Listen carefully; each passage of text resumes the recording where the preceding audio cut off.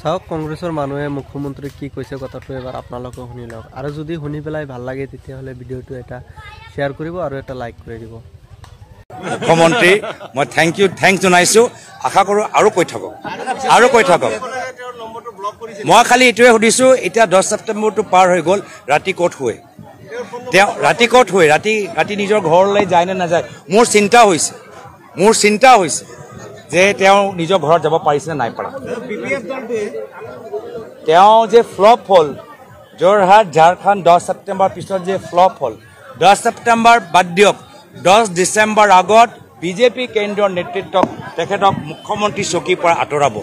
সেইকাৰণে ভয়ত হতাশ ভুগি আজি এইখিনি কথা ক'বলৈ আৰম্ভ হৈছে এইখিনি কথা কওঁতে আজি তেওঁহে সৰু ল'ৰাৰ দৰে কথাবোৰ কৈ আছে এইকেইটা দিন আপোনালোকে তেখেতৰ কথাবোৰ চাবচোন